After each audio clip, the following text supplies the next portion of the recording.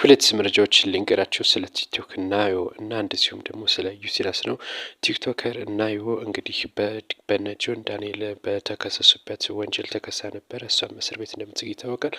በዚህም ልጅ ከወለደች በኋላ ወደ ከእስር ወጥታ ነበር ማለት ነው። አሁን ግን ልጇ 6 ወር እንኳን ሳይሞላው ተመልሳ እስር ቤት መግባቷ ነው የሚታወቀው። አሁን ግን ፍርድ ቤቱ በነ ጆን ዳንኤል የተከሰሱ በርካቶች ወደ 6 የሚጠጉ ቲክቶከሮች እንግዲህ እንዲፈቱ መወሰኑን ተከትሎ ቲክቶከር ናዮም እንድትፈታ ማይሆን አንድ ላይ እንድትወሰንላት ነው የተነገረው። ለእሷ ይሄ መልካም አጋጣሚ ተሆኗል።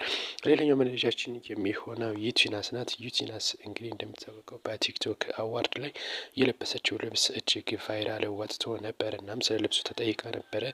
በዚህም በሰጠችው ምላሽ መሰረት እንግዲህ ልብሱ በእጅ የተሰራ ነው፣ ሙሉ ለሙሉ አብዛኛው በእጅ ነው የተሰራው ስትል ምላሽ ሰጥታለች። እንደዚህ ይሆናል ብዬ አልጠበኩም ነበረ፣ ነገር ግን እንደዚህ በመሆኑ እጅግ ደስተኛ ነች፣ ደስተኛ ነኝ ስትል ገልጻለች። እንግዲህ አንዳንዶች ራቆታቸውን የተለያየ አይነት ልብስ ለብሰው ገብተዋል። የእሷ ግን እጅግ ለየት ያለ እውቅናም እንደሰጣት እንደዚሁም ደግሞ ቫይራልም እንደወጣላት ትነግራለች። በአንድ ዲዛይን እንደተሰራና ሙሉ ለሙሉ በእጅ እንደተሰራም ተናግራለች።